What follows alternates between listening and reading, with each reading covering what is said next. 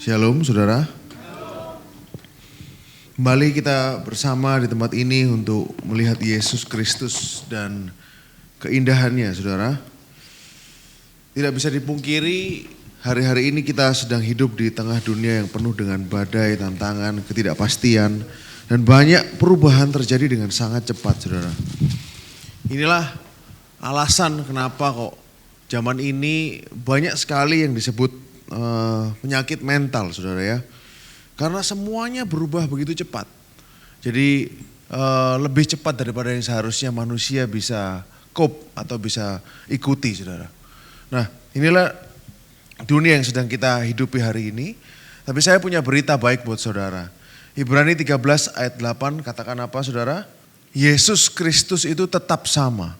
Baik kemarin maupun hari ini dan sampai selama-lamanya.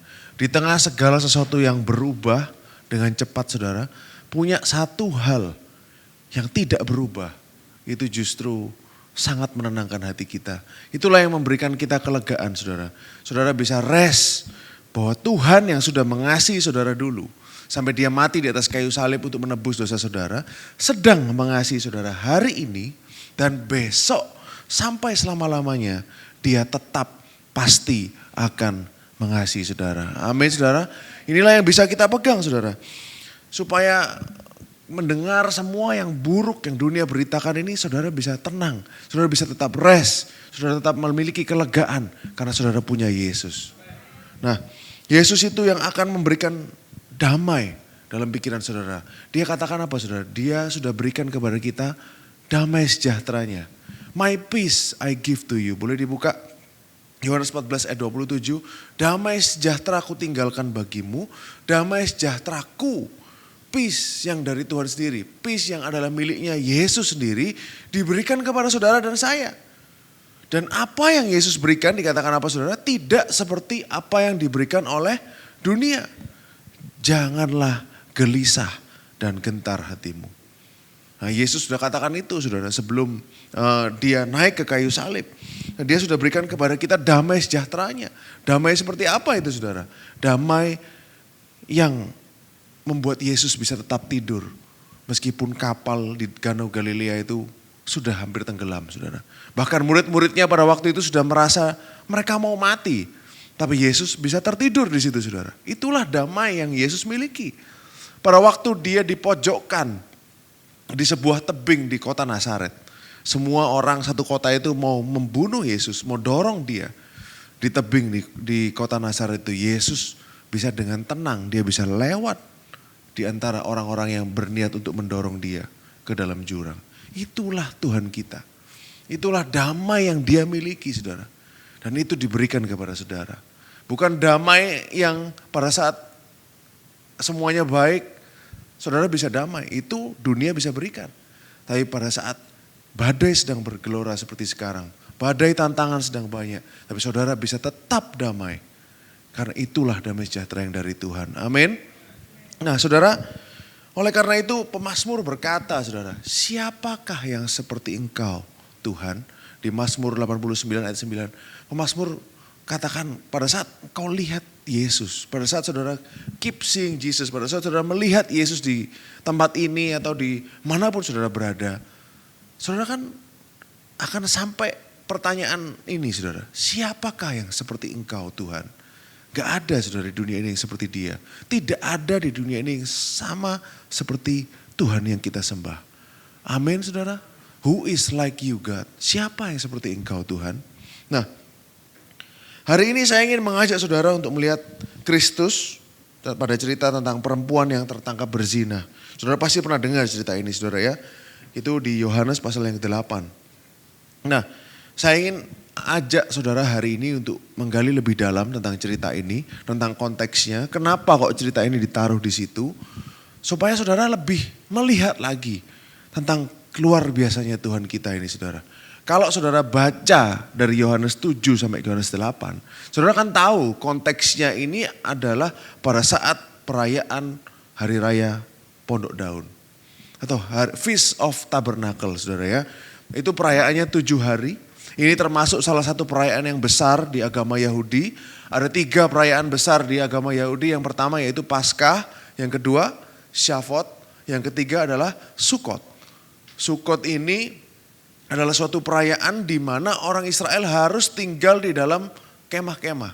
Jadi mereka sudah punya rumah suatu bangunan, mereka harus meninggalkan rumahnya dan bersama-sama seluruh negeri itu di Yerusalem mereka harus tinggal di tenda-tenda. Nah, kenapa saudara? Untuk mengingat penyertaan Tuhan kepada mereka pada waktu mereka di padang gurun. Masih tinggal dalam tenda-tenda. Dan Tuhan pun pada waktu itu ikut tinggal dalam tenda bersama-sama dengan mereka. Makanya ada namanya kemah suci. Jadi merayakan Tuhan yang tinggal bersama-sama dengan mereka. Itulah esensi dari Sukot saudara ya. Nah waktu itu pada bangsa Israel di 40 tahun di padang gurun saudara. Lama sekali tapi Tuhan beserta dengan mereka. Nah lalu pada saat waktu berlalu, Sukot ini juga adalah sebuah perayaan panen saudara. Jadi perayaan perayaan musim panen yang terakhir. Kenapa? Karena sekitar bulan September itu adalah panen yang terakhir bagi bangsa Israel. Apa yang dipanen pada waktu itu? Zaitun, ara, delima. Jadi hasil-hasil perkebunan itu yang dipanen terakhir saudara. Di bulan September. Nah pada waktu itu mereka akan mengucap syukur. Makanya perayaan Sukot ini adalah suatu perayaan yang penuh dengan sukacita. Selama 7 hari mereka merayakan itu semua bersama-sama. Penuh dengan sukacita apa? Karena mereka mengucap syukur atas panen yang sudah terjadi tahun itu. Dan mereka berdoa untuk panen tahun depan. Berdoa untuk apa saudara? Berdoa supaya turun yang namanya hujan awal. Jadi kalau saudara tahu 4 musim di Israel yang musim September ini adalah akhir dari musim panas saudara. Pada saat musim panas tanah pasti kering. Jadi mereka butuh sedikit pengairan, butuh hujan sedikit supaya tanah itu cukup basah atau cukup lembab untuk ditanami tanaman yang berikutnya. Karena sekitar bulan Oktober mereka akan mulai tanam saudara. Nah inilah yang orang Israel lakukan. Sangat penting sekali untuk ada hujan awal. Sehingga tanah itu gak terlalu kering. Kalau tanah itu terlalu kering gak akan bisa tumbuh tanaman yang ditanam. Betul saudara? Nah inilah makanya ada hujan awal, hujan akhir. Inilah yang mereka doakan hujan awal. Nah gimana caranya mereka berdoa untuk hujan awal? Saya pernah ceritakan di sini kepada saudara. Mereka mengambil air dari Siloam selama 7 hari perayaan itu. Di kolam Siloam mereka mengambil air. Lalu mereka mengelilingi Yerusalem. Lalu mereka mengelilingi bait suci dan masuk ke mesbah bait suci itu. Dan airnya itu dicurahkan di mesbah bait suci. Ini selama 7 hari saudara. Setiap hari mereka lakukan itu. Kenapa? Mereka berdoa. Itu namanya persembahan curahan. Persembahan libation ceremony. Itu persembahan curahan untuk memohon air kepada Tuhan. Memang tidak ada backgroundnya di Alkitab saudara. Tidak ada di kitab Taurat instruksi khusus dari Musa untuk melakukan hal ini.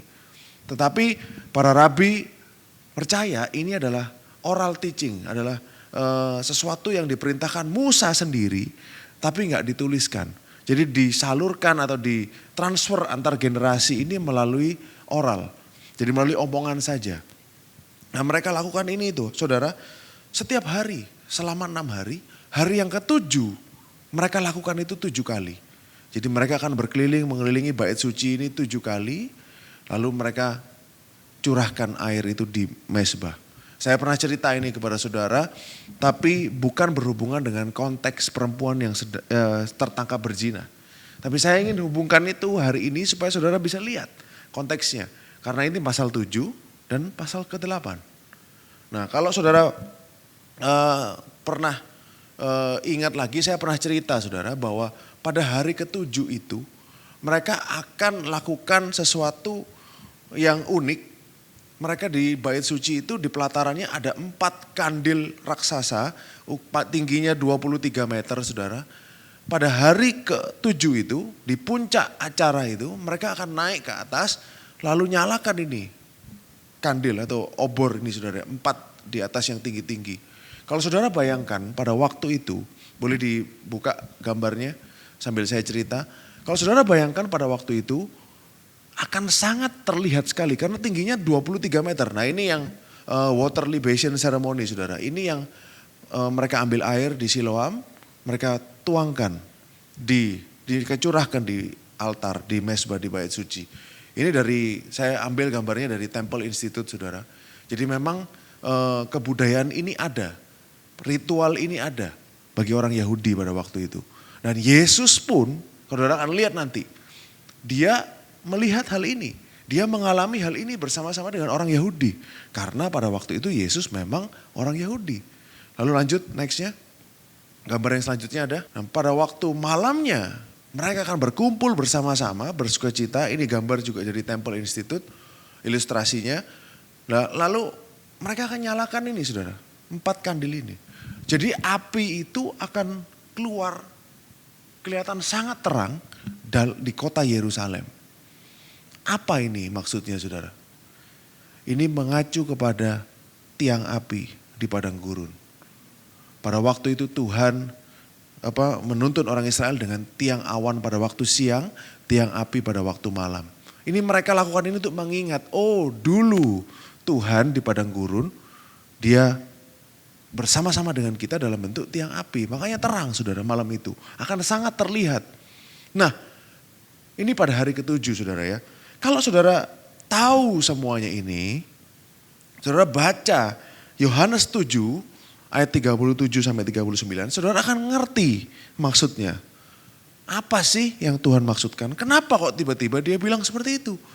Dikatakan seperti ini ayat 37, pada hari terakhir, pada puncak perayaan itu, hari ke-7, Yesus tiba-tiba berdiri dan berseru, barang siapa haus, baiklah ia datang kepadaku dan minum. Barang siapa percaya kepadaku seperti yang dikatakan oleh kitab suci, dari dalam hatinya akan mengalir aliran-aliran air hidup.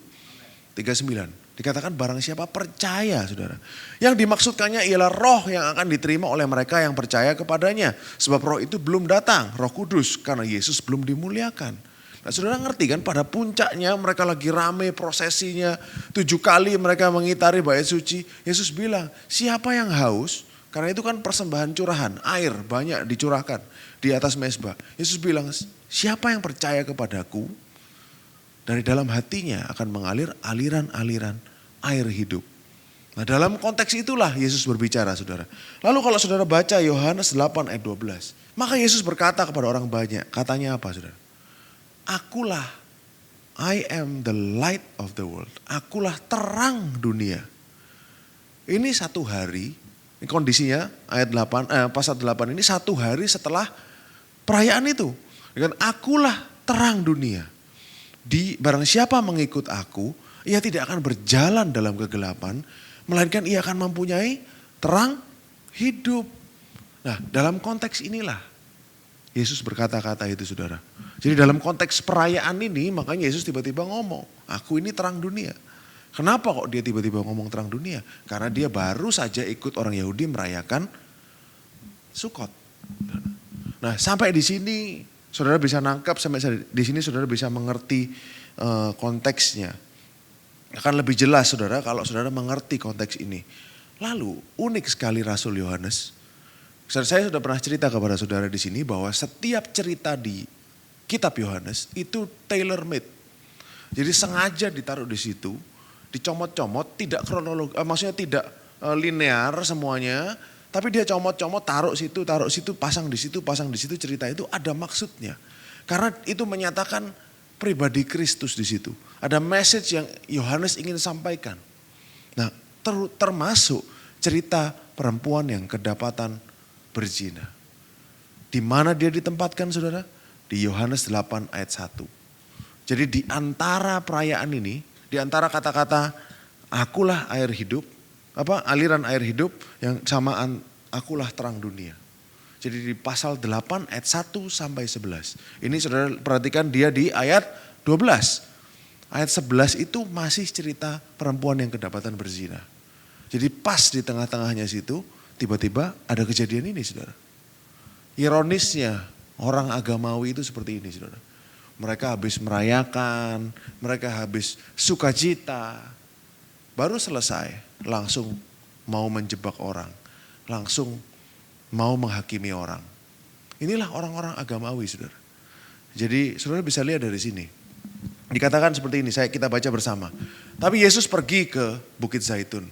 Pagi-pagi benar, nah ini setelah perayaan itu, ia berada lagi di bait Elohim dan seluruh rakyat datang kepadanya, ia duduk dan mengajar mereka.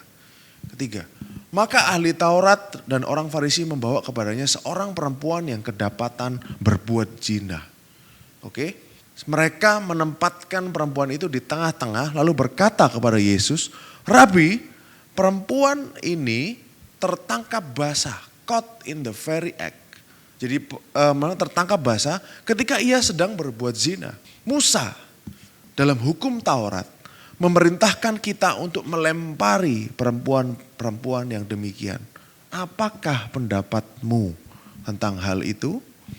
Yang keenam, mereka mengatakan hal itu untuk mencobai dia, untuk tes.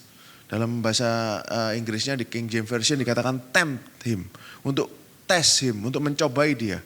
Supaya mereka memperoleh sesuatu untuk menyalahkannya. Tetapi Yesus membungkuk lalu menulis dengan jarinya di tanah. Saudara sampai di sini, kenapa kok Yohanes ini katakan bahwa mereka lakukan ini untuk mencobai dia? Kenapa saudara? Yang pertama, hukum Musa jelas mengatakan, Imamat 20 ayat 10.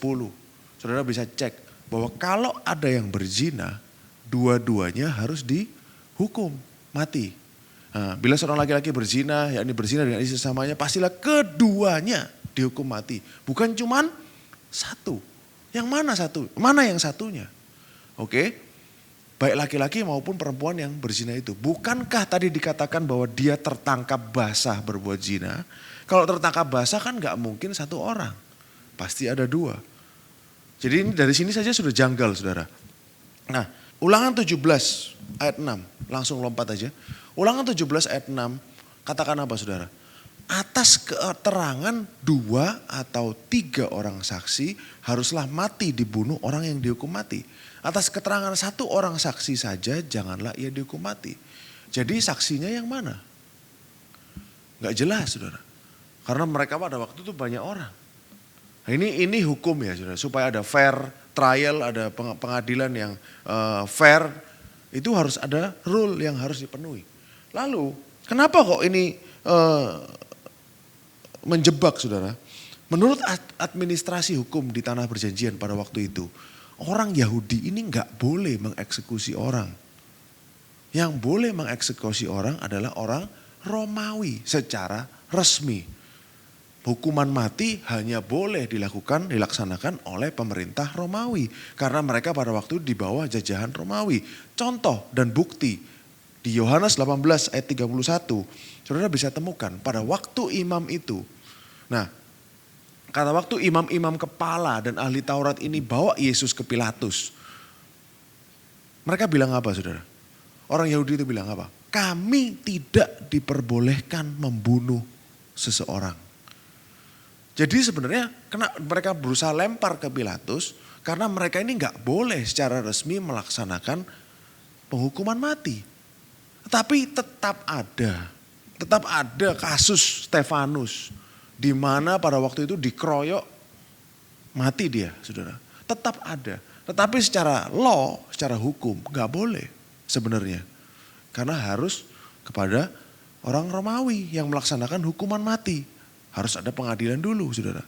Nah, jadi saudara, mereka ini menaruh Yesus di posisi yang gak enak. Maju salah, mundur salah. Kalau dia bilang katakan rajam dengan batu, Yesus bisa disalahkan melawan pemerintah Romawi. Betul saudara? Lalu dia akan apa saudara? Dia akan dianggap gak konsisten. Karena selama ini Yesus selalu ngajar tentang kasih. Tapi kok dia suruh orang merajam batu. Gak konsisten saudara. Dia maju suruh merajam salah. Yesus akan dibenturkan dengan pemerintah Romawi nantinya. Tapi kalau dia mundur, dia bilang gak usah dirajam, dia akan melanggar hukum Musa. Disalahkan melanggar hukum Musa. Jadi Yesus maju mundur salah, saudara. Makanya disebut ini adalah jebakan semuanya. Jadi gak fair situasi-situasinya di situ, di sekelilingnya pun tidak jelas. Yesus memang mereka mau menyalahkan Yesus. Mereka cari cara untuk menuduh dia, untuk accuse dia. Tapi Yesus luar biasa, saudara. Di tengah tekanan seperti itu, dia cuma membungkuk, kembali ke ayat tadi. Lalu dia menulis dengan jarinya di tanah. Kembali ke ayat 6 tadi ya. Yesus membungkuk lalu menulis dengan jarinya di tanah. Saudara, dalam kondisi seperti itu, Yesus jawab dengan silent. Yesus gak ngomong apa-apa. Dia cuma bungkuk, nulis di tanah. Nah, saudara, semua orang tanya, apa sih yang Yesus tulis nih? Dia nulis apa sih di tanah pada waktu itu dengan jarinya? Gak pernah tahu, saudara. Tidak ada yang bisa menebak dengan pasti apa yang Yesus tulis pada waktu itu. Tapi pertanyaannya adalah, kenapa Yesus menulis dengan jarinya di tanah? Kenapa? Why? Nah, orang-orang Yahudi yang melihat Yesus menulis dengan jarinya di tanah, menulis dengan jari, finger of God, ini akan membawa mereka ke perjanjian lama. Di kitab mereka, saudara, yang mereka pahami, Tuhan itu menulis dua loh batu itu dengan jarinya. Lalu finger of God ini selalu diasosiasikan dengan power. Nah, saya kasih secara menyeluruh, saudara ya, dengan kuasa. Kalau saudara ingat orang Mesir, pada waktu mereka kalah sama Musa dalam tulah kedua atau ketiga, mereka bilang apa, saudara? This is the finger of God. Ini adalah jari Tuhan. Jadi ini jari Tuhan ini adalah ada powernya di situ, saudara. Terus kalau saudara lihat kisah siapa, Daniel ya, Raja Babel ya, Belsasar. Dia Tuhan tiba-tiba ada tangan di tembok, dia tulis Mene Tekel Urfasim atau apa sih itu, saudara ya. Itu jarinya Tuhan yang nulis di situ. Nah, dalam case ini orang Yahudi pasti akan melihat ini menulis dengan jari. Berarti dia sedang menyatakan bahwa dia adalah Tuhan. Ini message yang Rasul Yohanes ingin pembacanya itu ngerti. Oh, berarti dia sedang menjelaskan, dia sedang menyatakan kepada orang bahwa dia ini adalah Tuhan. Kalau saudara baca Keluaran 31 ayat 18, dikatakan apa, saudara? Nah, 31 ayat 18, dan Tuhan memberikan kepada Musa setelah ia selesai berbicara dengan dia di Gunung Sinai, kedua loh hukum Elohim, loh batu yang ditulisi oleh jari Tuhan sendiri. Betul, saudara? Nah, jadi batu ini, jadi Tuhan ini tulis di batu 10 hukumnya. Batu ini adalah hukum Taurat, saudara. Pada waktu itu, apa yang ingin orang-orang ini lakukan kepada perempuan itu? Kalau saudara ingat, mereka ingin merajam dia dengan batu. Jadi hukum Taurat yang seharusnya adalah apa ya, saudara? Menyatakan, Tuhan taruh hukum Taurat di situ untuk menyatakan bahwa manusia ini memang berdosa dan butuh dia. Bahwa manusia tidak mampu melaksanakan seluruh isi hukum Taurat itu dan mereka butuh juru selamat, yaitu Yesus Kristus, malah dipakai oleh orang-orang agamawi untuk menyerang orang lain. Makanya yang dilempar apa, saudara? Batu juga, saudara. Jadi ada paralelnya di sini. Batu itu hukum Taurat, batu itu juga yang dipakai untuk membunuh orang. Saudara bisa nangkap, saudara, bolak-baliknya. Makanya pada waktu itu Tuhan ngomong apa, saudara? Di ayat 7 boleh dibuka. Ketika mereka terus-menerus bertanya kepadanya. Mereka tanya nih, Tuhan gimana ini? Ia bangkit lalu berdiri berkata kepada mereka, barang siapa di antara kamu tidak berdosa, hendaklah ia yang pertama melemparkan batu kepada perempuan itu. Jawaban Tuhan Yesus sangat cantik sekali. Dia mau dijebak, gak bisa, saudara.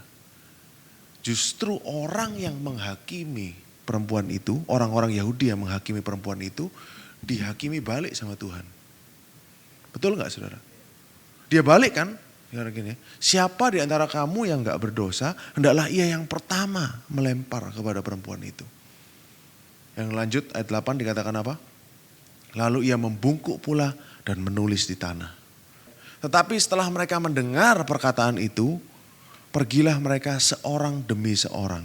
Mulai dari yang tertua, akhirnya tinggallah Yesus seorang diri dengan perempuan itu yang tetap di tempatnya. Jadi begitu, cuman Yesus ngomong gitu aja, mereka taruh batunya, mereka meninggalkan dari yang paling tua. Kenapa dari yang paling tua? Karena pada waktu semakin mereka tua, semakin mereka sadar betapa banyaknya dosanya mereka.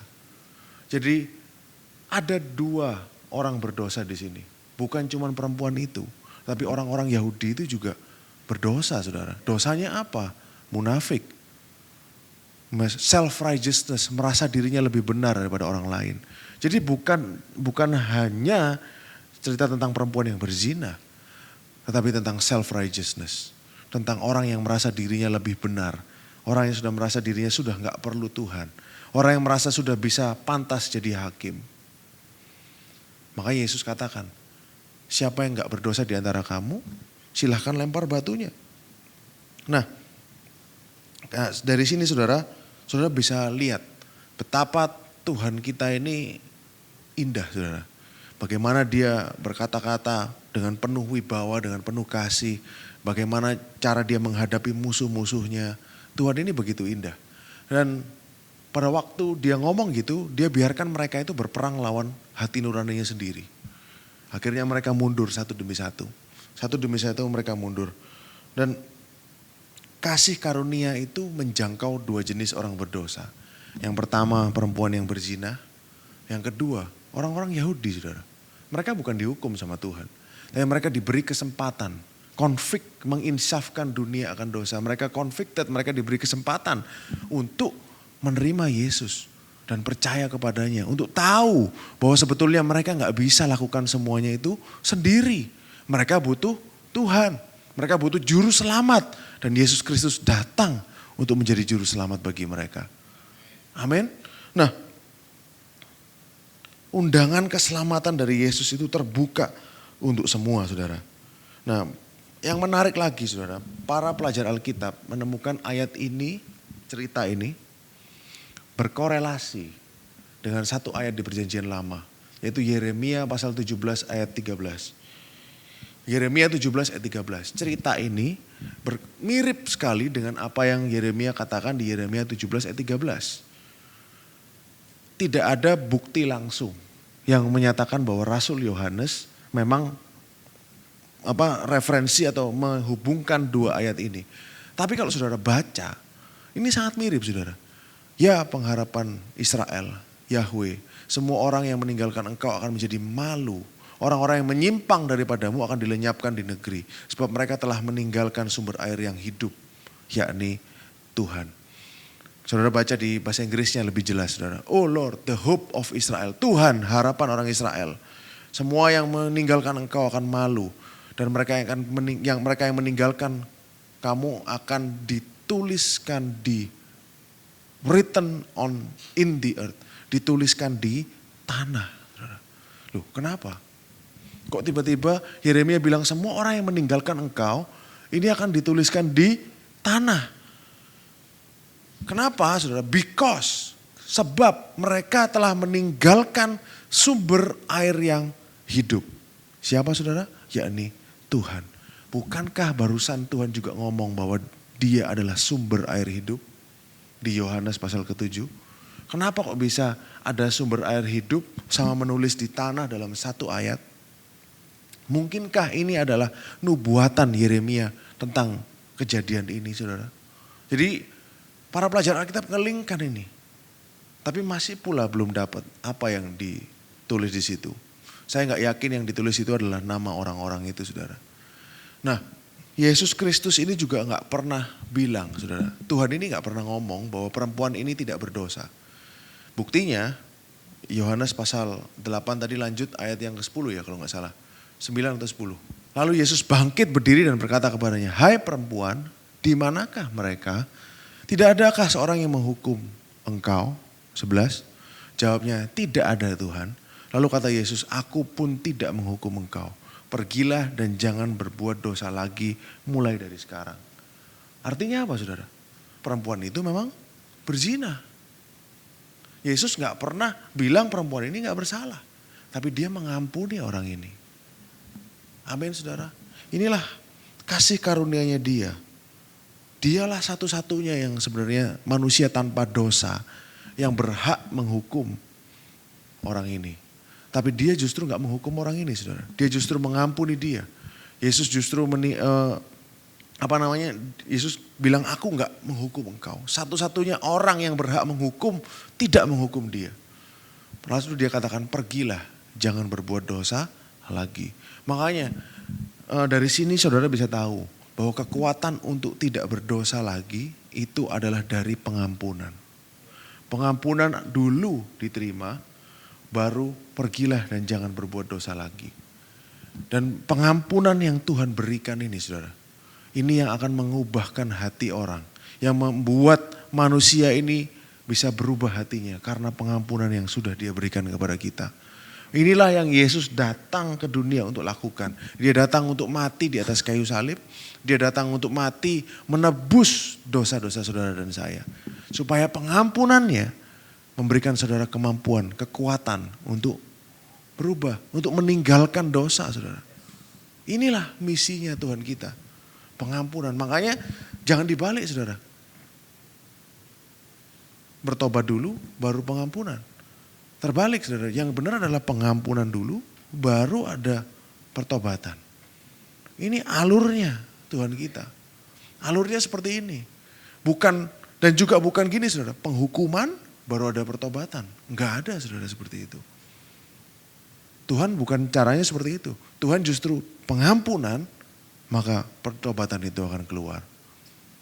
Inilah Tuhan yang saudara dan saya sembah. Makanya saudara, kalau mungkin saudara akan bertanya, bukankah Tuhan itu adil juga? Kok orang ini gak dihukum? Bukankah orang ini juga seharusnya dihukum kalau memang dia bersalah? Kenapa saudara? Karena Tuhan hanya menunjukkan mercy di sini. Tuhan hanya menunjukkan belas kasihannya di sini kepada perempuan itu. Betul saudara? Dia nggak ada penghukuman.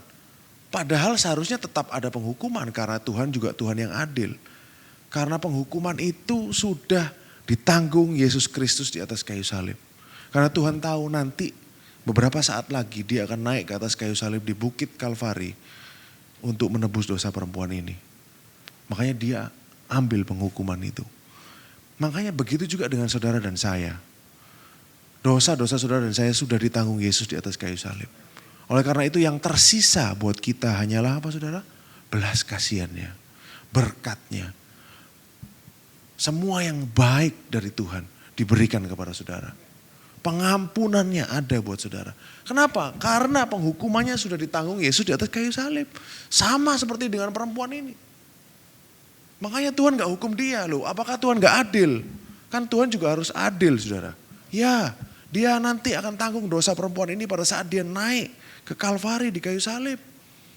Oleh karena itu yang dia berikan kepada orang ini adalah pengampunan hari ini. Dan kasih hari ini.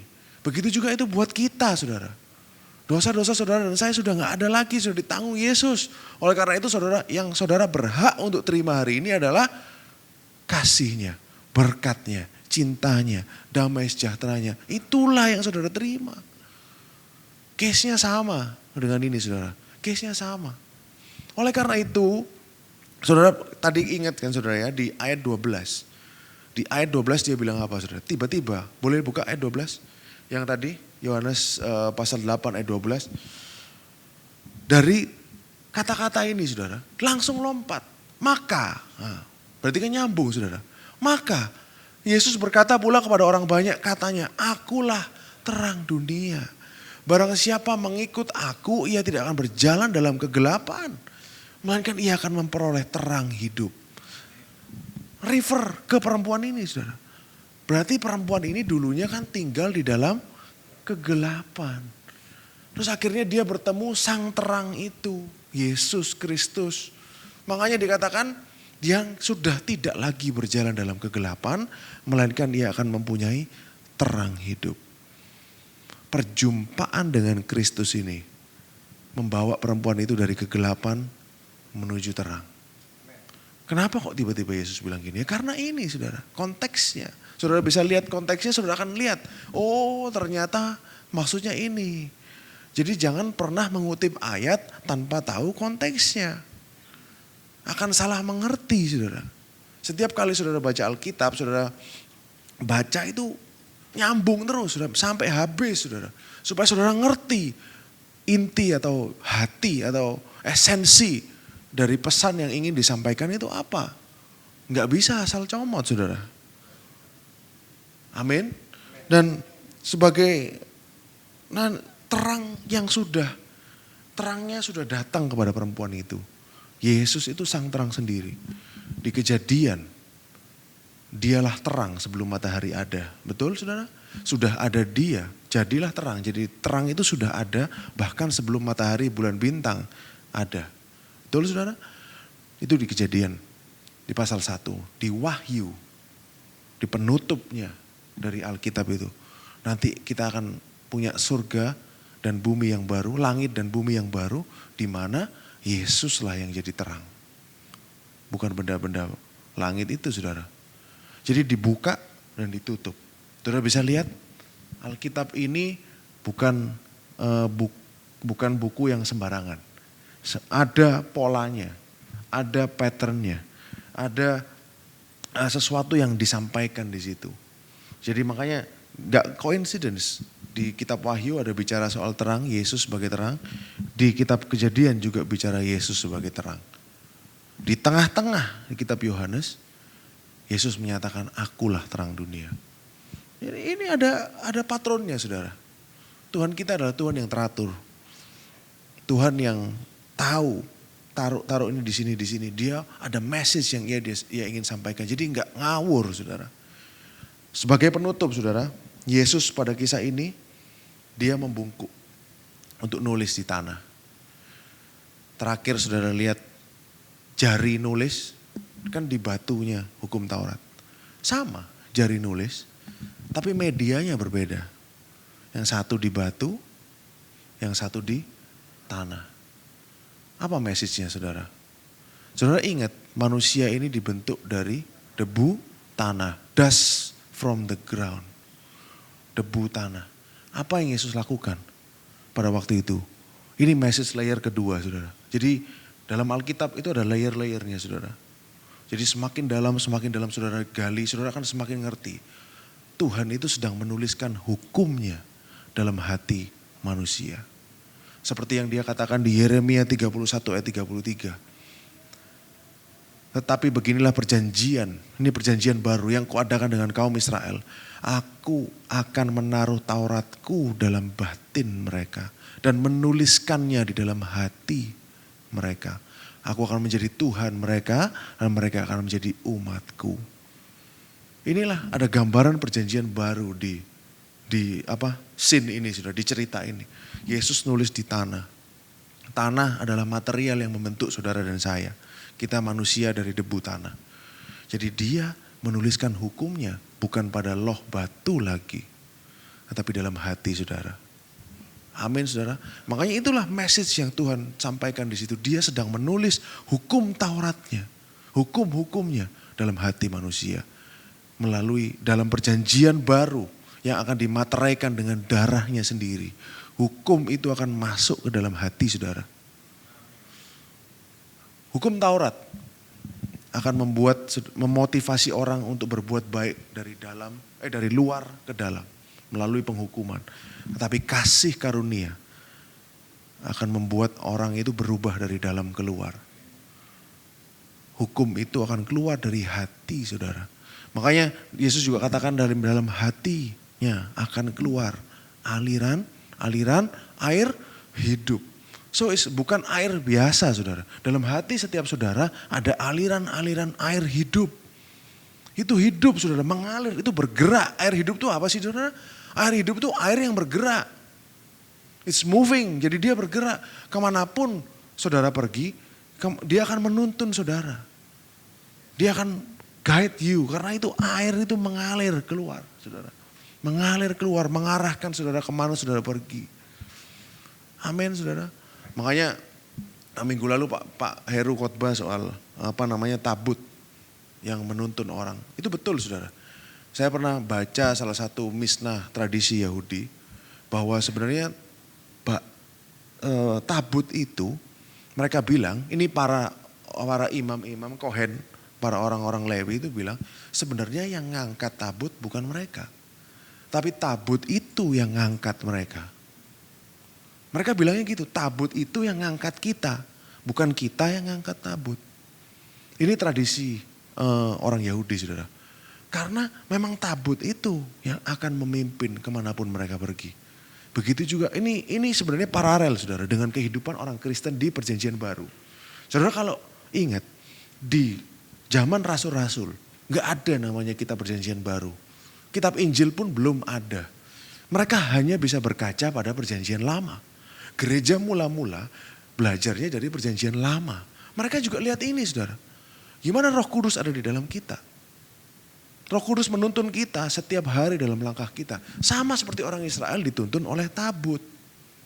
Dia yang akan bergerak. Tapi itu dulu bergerak secara negara. Secara komunal. Tapi hari ini Roh Kudus, yaitu dalam tanda kutip tabut itu ada di dalam personal, setiap personal kita. Inilah perubahannya. Perubahan dari Perjanjian Lama ke Perjanjian Baru. Tuhan dulu cuman di satu orang, di nabi. Sekarang Tuhan ada di semuanya. Amin, saudara. Sekarang Tuhan ada di setiap saudara. Personal, saudara. Kita gak akan ngerti bagaimana dulu orang Israel. Karena kita gak pernah mengalami. Tapi pada waktu itu mungkin rasul-rasul tahu. Oh dulu nenek moyang kita seperti ini. Kalau Tuhan gak beserta, kita pasti kalah. Tapi hari ini Tuhan selalu beserta saudara dan saya. Pasti menang, amin saudara. Apapun endingnya nanti pasti baik. Apapun endingnya nanti pasti saudara menang. Di tengah tantangan dunia, di tengah keributan-keributan yang terjadi dalam dunia yang semakin jahat, yang semakin gelap ini.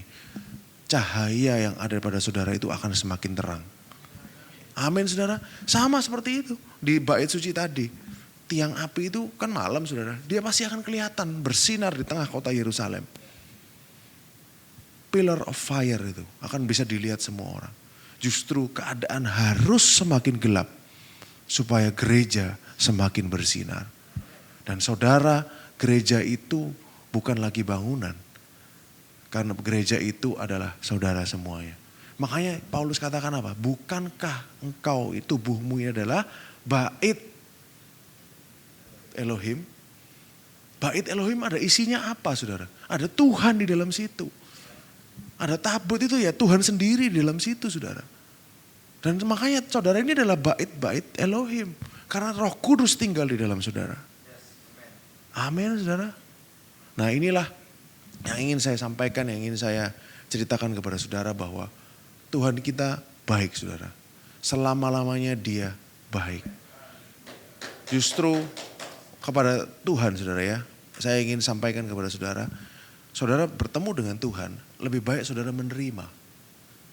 Daripada saudara berusaha. Saudara ingin menyenangkan dia. Saudara ke gereja bukan untuk menyenangkan dia. Saudara ke gereja untuk menerima dari dia. Saudara dengan pemahaman ini, saudara akan merasa dalam penyembahan itu effortless. Saudara akan menyembah itu dengan santai. Karena saudara tidak expect, tidak didorong, tidak dipush. Betul saudara? Saudara justru menerima saudara. Saudara menerima dengan Tuhan, saudara lebih baik menerima. Tapi dengan manusia, saudara lebih baik memberi. Amin saudara.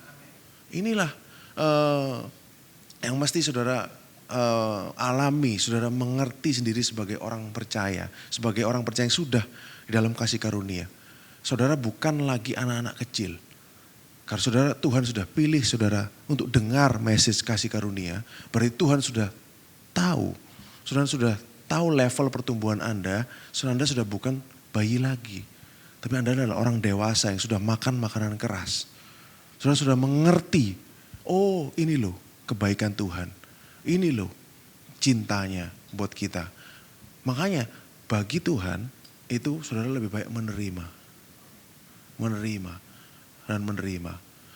Makanya pada waktu saudara nyanyi tadi, kau ku sembah, kau ku sembah. Tanpa pemahaman yang benar, lagu ini akan berat. Seakan-akan kita yang harus ngeden ke atas gitu saudara. Untuk berusaha berenang ke atas gitu. Enggak saudara. Padahal sebenarnya ini adalah respon. Respon dari cintanya. Saudara lihat Tuhan yang begitu baik ini. Saudara lihat Tuhan yang begitu baik dari firman. Saudara nyanyi itu powernya lain. Saudara akan merasa enteng. Kau ku sembah Tuhan. Sama tadi kayak lagu saudara. How I love you Lord. Saudara nyanyikan setelah saudara dengar firman. Nyanyikan saudara setelah saudara tahu. Saudara mengecap, oh Tuhan itu begitu baik. Itu akan respon sendiri. Akan sangat enak, sangat enteng. How I love you Lord. I love you Lord. Itu flow natural saudara. Karena saudara sudah menerima dari dia. Tapi kalau saudara nyanyikan itu dalam kondisi kosong, berat. Berat. Saudara. Nah inilah dalam kasih karunia saudara mesti ngerti. Dalam bagaimana lebih baik kita menerima kalau kita bertemu dengan Tuhan. Karena dia sangat mau memberi kepada saudara. Dia sangat mau memberkati saudara. Dia sangat mau melimpahi saudara dengan damai sejahteranya, dengan cintanya, dengan kasihnya yang tanpa batas. Amin saudara. Mari kita berdoa. Terima kasih Tuhan, terima kasih. Engkau sungguh baik, Engkau sangat baik. Terima kasih atas kebaikan-Mu. Terima kasih atas cinta-Mu yang tanpa syarat buat kami. Terima kasih Engkau sudah tunjukkan Engkau baik Tuhan. Bahwa Engkau adalah terang dunia. Kami tidak lagi di dalam kegelapan. Tapi kami hidup di dalam terang. Karena Engkau bersama-sama dengan kami. Aku berdoa supaya setiap jemaat NCC semakin hari semakin mengerti. Semakin hari semakin paham. Dan berakar dalam hati mereka masing-masing. Bahwa Engkau mengasihi mereka. Bahwa cinta-Mu itu tidak pernah berakhir untuk mereka. Cinta-Mu tetap sama dahulu, sekarang, dan sampai selama-lamanya buat mereka. Dan ini yang menjadi fondasi dalam kami menghadapi hidup yang semakin hari semakin penuh dengan tantangan. Tapi Engkau sudah berkata kepada kami Tuhan, be of good cheer. Tenanglah. I have overcome the world. Aku sudah mengalahkan dunia. Dan Tuhan yang mengalahkan dunia itu sudah hidup di dalam saudara dan saya. Terima kasih Tuhan. Terima kasih, buatlah mereka setiap hari semakin mengerti cinta-Mu Tuhan. Biar mereka semakin mengerti betapa Engkau mengasihi mereka. Berkati setiap jemaat NCC Tuhan. Berkati, lindungi, berkati keluarga mereka. Proteksi dengan sempurna. Menghadapi hari-hari yang semakin jahat ini. Tapi kami percaya justru semakin gelap dunia ini Tuhan. Terang-Mu semakin bersinar di dalam kami. Terima kasih Tuhan. Di dalam nama Tuhan Yesus Kristus. Haleluya. Amin.